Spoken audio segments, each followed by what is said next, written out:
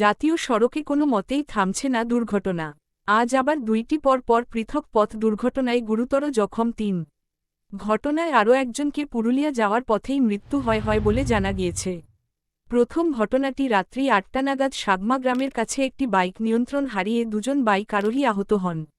বলরামপুর থানায় খবর দিলে সাথে বলরামপুর থানার পুলিশ ঘটনাস্থলে পৌঁছায় এবং তাদের বলরামপুর হাসপাতালে নিয়ে আসে। আহত ব্যক্তিদের নাম সৌরভ মাঝি ও রাহুল নন্দী, বাড়ি হারজোড়া গ্রামে। অপর ঘটনাটি ঘটে একই সময়ে বেড়াদা শিব মন্দিরের কাছে। জানা যায় দুটি বাইকের সাথে একটি ট্রেইলারের ধাক্কা লাগে। বাইকে থাকা ৪ জন বাইক আরোহীর মধ্যে ৩ জন গুরুতর আহত হয়েছে ও অপর একজনকে সদর হাসপাতালে রেফার। বলরামপুর থানায় খবর দিলে সাথে বলরামপুর থানার পুলিশ ঘটনাস্থলে পৌঁছায় এবং তাদের বলরামপুর হসপিটালে নিয়ে আসে। তাদের নাম ও পরিচয় এখনও জানা যায়নি। কি হয়েছিল মানে আর ওর মা গেছিল দুটো, রাহুল নন্দ হচ্ছে কাকার বেটা আর সৌরভ মাঝি তোমার নিজের ভাগনা। এই চালক আর ওই চাপে ছিল যাই হোক, মানে কোথায় যাবে কি এক দুটোর সঙ্গে যাবে বন্ধ করে, ওরা বন্ধ করে যাইস না তার ওই কোথায় যাবে চলে যাবে ঘরের কথাটা। তো কি হয়েছে? কি হয়েছে মানে ওই সাগমার শেষ মোড়ে ক্যালেন্ডারখানে অ্যাক্সিডেন্ট, ওই গাছের ঢুকে গেছে।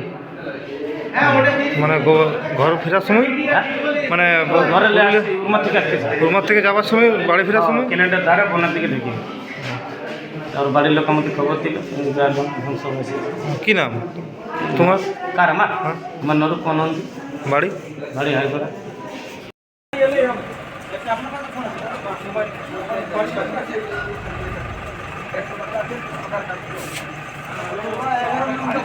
দুটো বাইক যাচ্ছিল পুরুলিয়া দিকে, মানে বলরামপুর থেকে পুরুলিয়া যাচ্ছিল। তো আমরা কথা বলতে উঠছি, দেখছি দুটো স্পট ডেট হয়ে আছে। হ্যাঁ, তো একটা স্পট ডেট হয়েছে, একটা সিরিয়াস আছে। হ্যাঁ। তো কোথায় হয়েছে ঘটনাটা? লরি মারিয়েছে। ঘটনাটা হয়েছে বেড়াদা শিব মন্দিরের একদম সামনে। বেড়াদার শিব মন্দিরের একদম সামনে। মানে পুরুলিয়া থেকে যাচ্ছিল। কতজন ছিল ওরা? দুজন বাইকে ছিল, দুটো বাইক ছিল, 4 জন। 4 জন ছিল।